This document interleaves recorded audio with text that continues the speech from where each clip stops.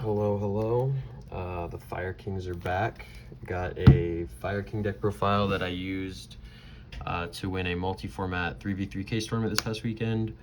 While not the biggest tournament achievement or whatever, there's not really deck lists out for the new format for this deck, despite it being talked about as one of the best decks. So I figured to share it. I think that there's some cool ideas here, and I do think that this is probably the best way to utilize the Snake Eye cards, and I guess I'll kind of talk about that as I get into it. But yeah, 3 Ponix, 1 Barong, 1 Arvada, Garunix, 3 Kirin, Skyburn, Sanctuary, and 2 Island. So kind of a big Fire King package now compared to what we were doing before, where we were kind of trying to play it as small as possible. One reason is that we lost a lot of consistency when you're trying to play with just Snake Eye starters, as we got Ash and Poplar both limited. So by playing more islands and more Ponix, you have more starters, and there's a lot of times where you're able to just draw Fire King hands and essentially play pure Fire Kings, which was already a viable deck before Snake Eyes came out. But now we also have Promethean Princess, which makes this strategy just a lot better. So yeah, there's a lot of games where you're just playing pure Fire Kings. Skyburn's really nice. This card comes up a lot because you are drawing islands, so being able to search something else off Ponix feels really good. But yeah, drawing Fire King cards, I've liked drawing Fire King cards. It helps me play through hand traps. They'll usually burn their hand traps on my Snake Eye starters, and then I end up just playing Fire Kings anyway.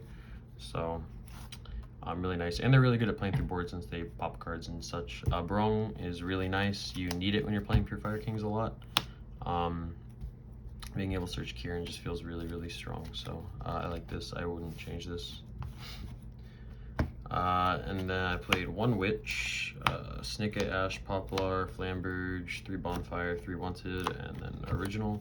So 1 Witch might seem kind of weird, but I'm playing a very minimal Snake Eye package because it felt like the Snake Eye cards were more bricks, like Oak, Field Spell, Red Witch.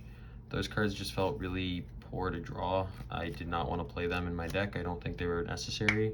I'm able to play around Nibiru without them. I'm able to set up quite strong boards without them. I'm able to OTK through Nibiru without them.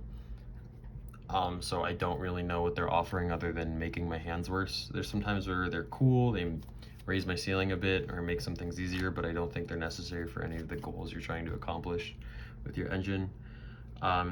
So because of that, drawing multiple Snake Eye starters can be kind of redundant. Doesn't really do much. Sometimes it can be good if you get hand trapped super early on. You know, having a Witch might be nice if you Bonfire into Ash, they stop and you have a Witch, but a lot of the time I felt like if I was playing 3 Witch, you know, I was drawing too many Snake Eye cards and my hands were kind of clunky, and Witch is kind of the worst one because it's just a -1 out the gate, where, you know, Wanted is the better card because you get a draw. Wanted felt a lot better to draw, and there aren't really cards I often want to pitch, especially because most of the Fire King cards are just extenders, so I wanted to keep them in hand, and then obviously I wanted to keep my non-engine, so this felt nice. I didn't really miss having more Witches. This felt really good, kind of just using the Snake Eye cards to access the Fire King cards, while also it offers some playability through Nib by leaving Flamberge on board while you summon back Arvada off Princess. And also just raising the ceiling. This makes it easier to OTK, play through boards, and it just sets up more interruptions. So this was really good. 1 for 1, of course, because it gets you whatever you need. And then I played Call by the Grave because this deck does have a problem with losing to Droll and Shifter. And then the non-engine is 3 Nibiru, 3 Droll, 3 Ash, 3 Imperm, 3 Veiler. I swapped them, but yeah, whatever. So 15 hand traps and 41 cards felt pretty strong. It feels like this deck can much more comfortably fit more non-engine than the Snake Eye deck, because if you're playing Snake Eye now, you want to play I think the viable version is the Kashtira version with 3 Oak. You end up not having a lot of room for non-engine, so it's kind of hard to play hand traps in that deck. And I think you kind of still have to play hand traps. These are the best ones pretty much. Besides this, I think I wouldn't play this again. I mostly just played it because I expected a lot of Snake Eye, and then I didn't end up actually playing any Snake Eye.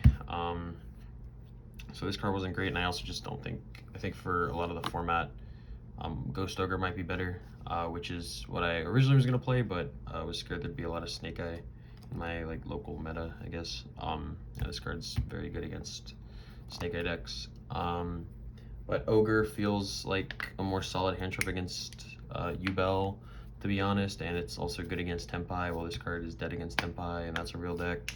So Branded is still a real deck, and I would rather have Ogre against that deck too.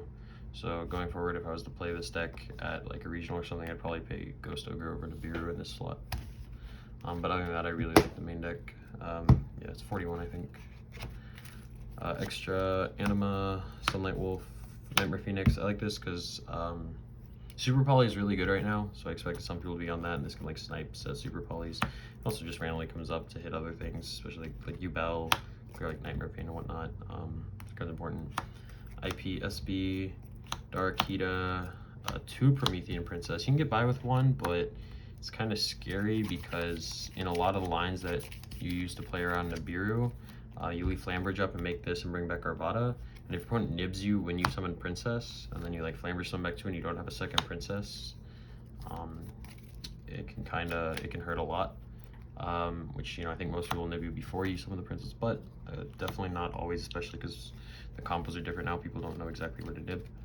So they might just wait until they have to, and that's the case. You really need the second one, and the second one also has come. It never came up in that situation, but the second one came up a couple times, just in follow-up. Like after I burned the first one to combo, like in the following turn, I get into a grind game playing like Pure Fire Kings, whatever the second Princess comes up. So I like the 2. Selena access code OTK through Nibiru, as well as just clear problem cards. Ambler Whale, Raging Phoenix, Zealantis, and then the big Garunix. Yeah, this card's really nice. This is just like, I mean, this is kind of a huge interruption. So, you know, we don't have Appaloosa anymore.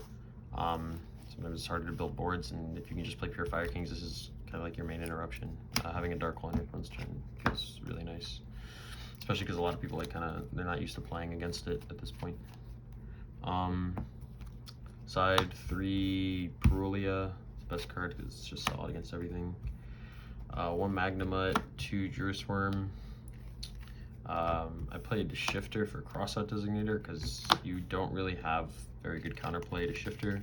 It's one disadvantage of Fire King in comparison towards Pure Snake Eye. Pure Snake Eye has the field spell and often Kashtira cards that have some counterplay through Shifter.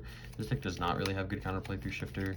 You can sometimes get off like Fire King Skyburn and stuff, and you have your hand traps, but still could be tough. So I just kind of wanted to play the out. I think it's worth playing because there's enough Shifter decks running around. Yeah. And also Skill Drain Anti-Spell. These are crazy. I don't think Power Sink Stone is real. For that to like use that card to its fullest potential, you need to already be able to play. Like you need your engine online to put the counters on your opponent's turn. And one of the main points of these is that if you just get hand trapped to death and you don't really have your engine online, you can just flip a floodgate, stop your opponent from playing, and then try again on your next turn. Power Sink Stone doesn't really do that, so I don't think that card's real. And then 3 Evenly because of Runic decks, specifically White was Runic I was scared of, or Runic Stun. This card can be strong, and it's just like strong into random rogue stuff as well. So, yep, that's the deck. I like it a lot. I think it's really good right now. I think it's probably top 3 decks. I would recommend playing it. Thanks.